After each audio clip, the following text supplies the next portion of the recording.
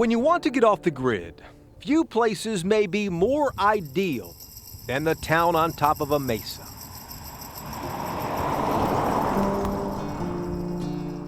Less than 300 people call Cliff, New Mexico home, and almost all of them are talking about their former neighbors, Jerry and Rita Alter. Well, they were very reserved type people. They kind of stayed to themselves.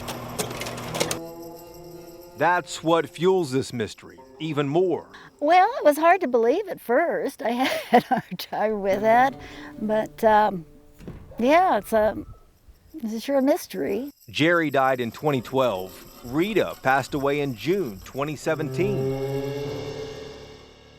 It's what was found behind their bedroom door that people just can't believe. You know, I was just cleaning up details, and then this changed the whole thing. Ron Roseman was executor of their estate, Rita's nephew, and a Texan. When the phone rang, who was on the other end? An agent from the FBI was at the other end. What did they say? That they were inquiring about a painting that was found in my aunt's house. They gave me the details, the general details. There was a painting there that was stolen from the University of Arizona Art Library 30 some odd years ago. That's the painting in the gold frame, barely visible there, just behind the door. Still, the bigger bombshell is what the FBI said next. Did they say how much it was worth? My understanding that it's appraised at $160 million. $160 million masterpiece in a cheap gold frame hung out of sight behind Aunt Rita's bedroom door. It's called Woman Ochre. Willem de Kooning painted it in the 1950s, among the finest examples of abstract expressionism. But were Uncle Jerry and Aunt Rita art thieves? You don't think they had anything to do with it? I can't imagine that they would. That wasn't the aunt and uncle I knew. Still, circumstantial evidence would soon mount against the couple. But the break in this cold case, that came from a customer at a consignment shop.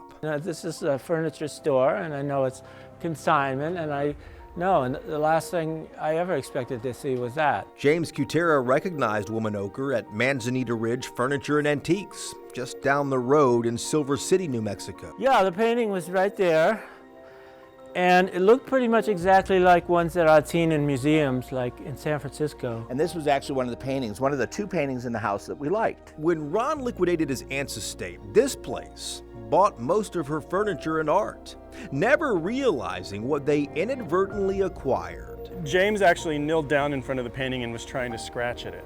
And I grabbed him by his wrist and he said, "Do you know what you have here?" At the time, did you know who de Kooning was? Yes, I did, but the nature of our business, we get a lot of these studies, we get a lot of prints, never in my right mind would I have assumed it was a real de Kooning. I thought it was a study.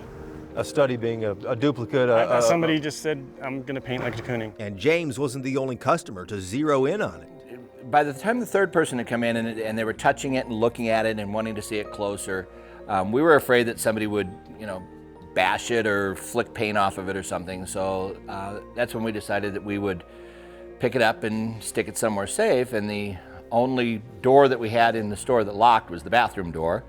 So we kind of slipped it in next to the toilet and locked the door. And when they Googled de Kooning, this news article was among the first to come up. And there it was, a story from 2015, 30 years after the theft, saying that famous oil painting was stolen from the University of Arizona and had never been seen since.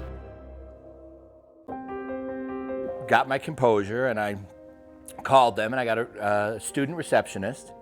And I said to her, I think I have a piece of art that was stolen from you guys. And she said, "What piece?" And I said, "The de Kooning." And she said, "Hold, please."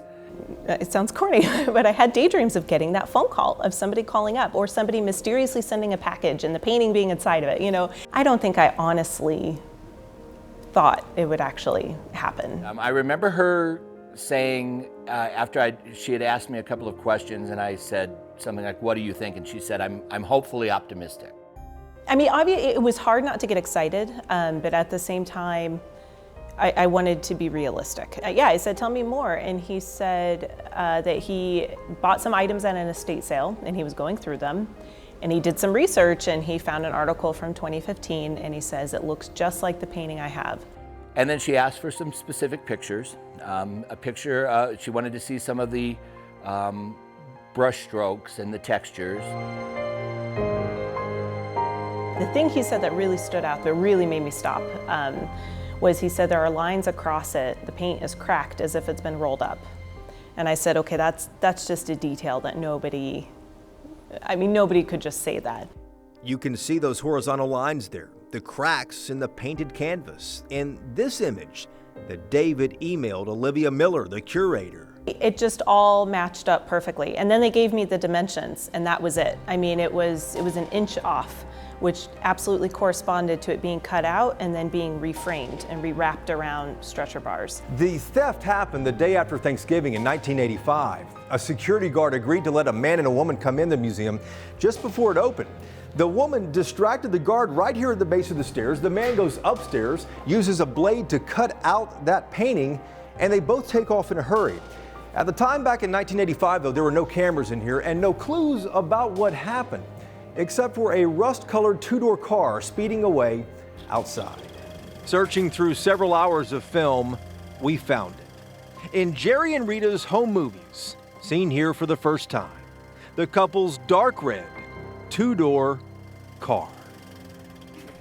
Mr. and Mrs. Alter had a red two-door car. Yes, What do you think about that as a potential clue? everything's always a clue. Brian Seastone is the chief of the University of Arizona Police Department.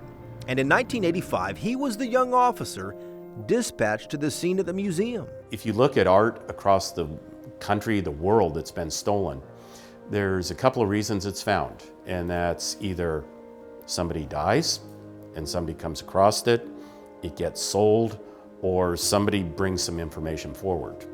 And in this case, one of the three occurred. The only thing investigators had all those years is this composite sketch. A man and a woman, thought to have been in disguise when they stole it. Could that be Jerry and Rita Alter 32 years ago? Some say they see the similarities. This seems like an open and shut case, is it not? Nothing's ever open and shut. There's still a lot of tracking to do. Where has this been for the last 32 years? Did Jerry and Rita Alter lead double lives as art thieves? And working for school districts, how could they afford to travel the world, gone for weeks at a time?